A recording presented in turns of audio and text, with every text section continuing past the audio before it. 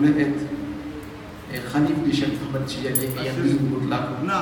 Il voulait avoir quelques grains de chapelet de Cheikh Ahmed Tijani. Il voulait que l'un de ses fils soit le pôle de son peuple. Il voulait aussi avoir le nom de Dieu que nous appelons Ism Azam. Il est allé avec ce vœu-là à Fès.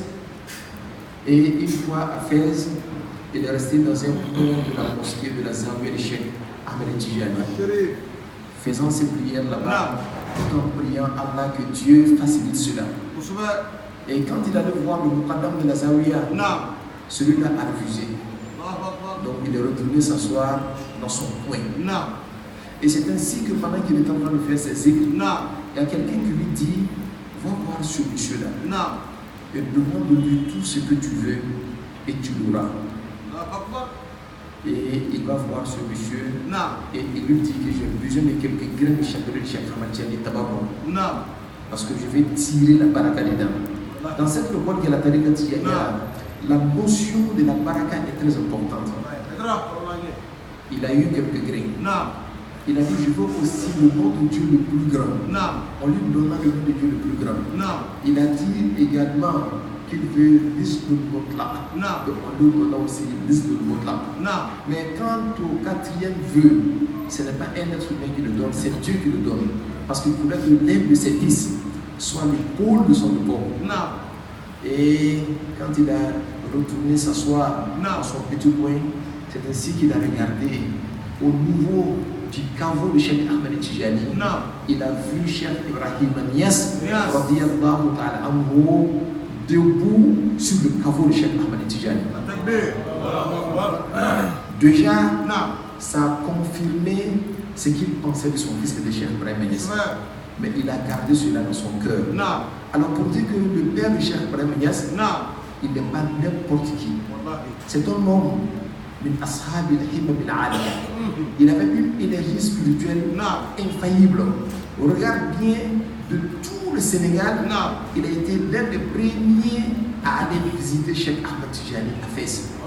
Et à cette époque-là, le déplacement était difficile. Il y avait le froid par moment. Et quand il est arrivé à Fès, le froid qui s'abattait là-bas était difficilement supportable. Mais il a supporté. Il en est même tombé malade. Mais les hommes de Dieu, quand ils veulent quelque chose, Dieu leur donne des moyens pour les atteindre. C'est ainsi que les sages disent quand Dieu veut quelque chose, lui-même favorise les causes qui mènent à cette chose-là. Et là, quand il est revenu, il a dit une phrase qui est très très importante. Il a dit que Amman Maratibu.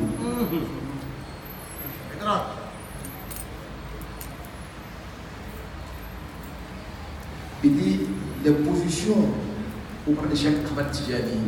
Il dit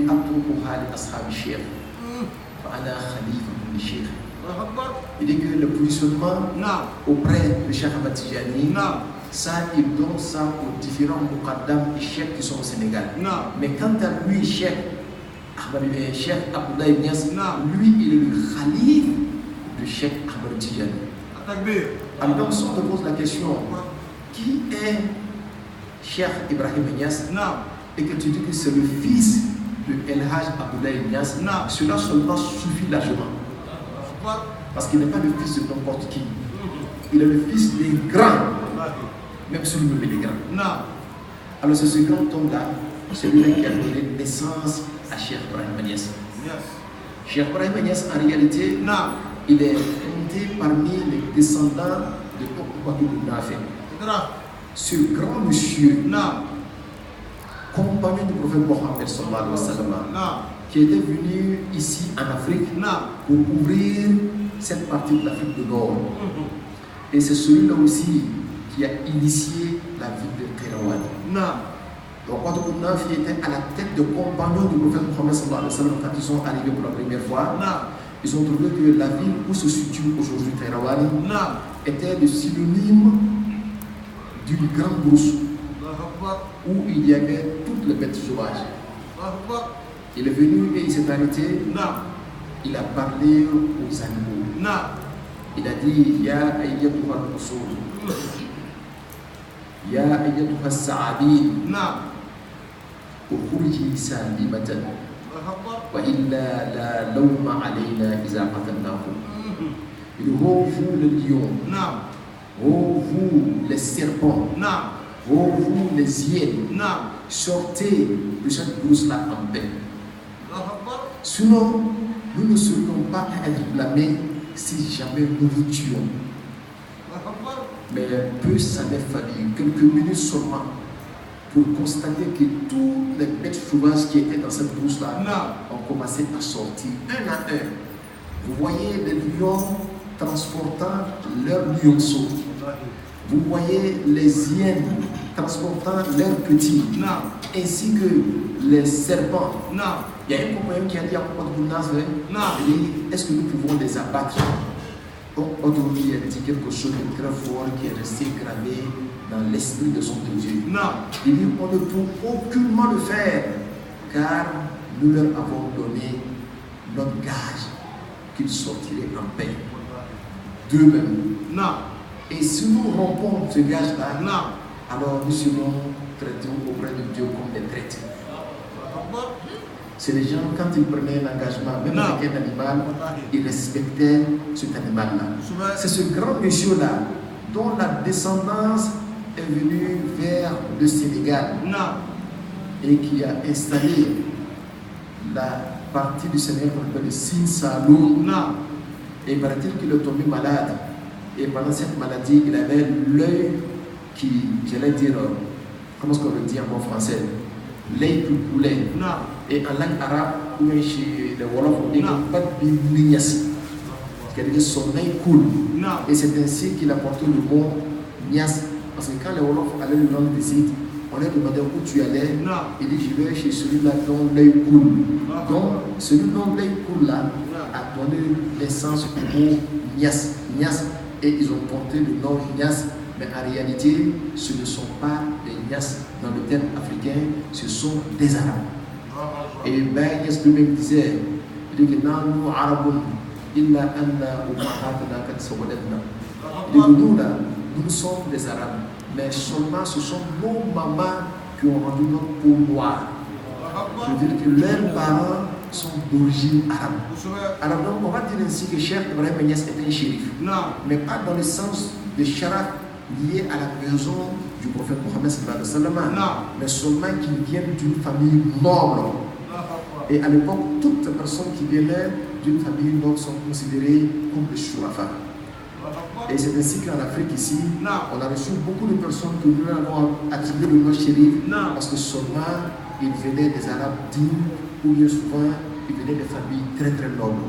Je vois qu'il est l'heure, alors que nous sommes juste à l'introduction pour dire un peu qui est Cheikh Ibrahim Niass. Nous allons commencer le texte en réalité peut-être dans quelques 2 ou 3 jours. Mais on ne peut aucunement comprendre bien le texte si nous ne connaissons pas qui est l'auteur du texte, si nous ne connaissons pas ses parents, si nous ne connaissons pas le milieu dans lequel il a évolué. Donc nous allons, Inch'Allah, en 2 assises ou 3 assises, essayer d'aborder ces sujets-là. Et après cela, Inch'Allah, nous allons rentrer dans Ruhul Adab pour nous dire, Inch'Allah. Nous remercions tout le monde parce qu'il est déjà l'heure, Inch'Allah. Et si Dieu veut bien, demain à la même heure, on demande à tout le monde de venir massivement afin que nous puissions continuer avec ces leçons qui sont basées sur la discipline dans la spiritualité musulmane. Parce Allah que nous soyons tous disciplinés. Ce que je vais dire pour terminer, c'est qu'il s'agit de discipline. La discipline ici est tellement importante que les disciples de Nasruddin en ont besoin de manière spéciale. Mais aussi, tout bon musulman a besoin de discipline. Il s'agit de quelle discipline? C'est une discipline pour s'accompagner des hommes de Dieu. Les hommes de Dieu sont considérés comme des rois. Celui qui veut faire d'un roi son compagnon, la personne doit apprendre la discipline liée à la royauté. Sinon, la personne risque de perdre sa vie. Voilà pourquoi il est important de connaître ça. Sinon, on risquerait de passer toute une vie à côté d'un homme de Dieu qui est un roi. Mais la hadara de cette personne-là pourra éloigner. Et c'est le risque qu'on court quand on n'est pas discipliné. Donc la discipline est de mise, la discipline est très importante dans notre affaire. On prie Allah subhanahu wa ta'ala qui nous donne une bonne compréhension. On remercie tout le monde. Wa akhiru da'wana alhamdulillahi rabbil alamin.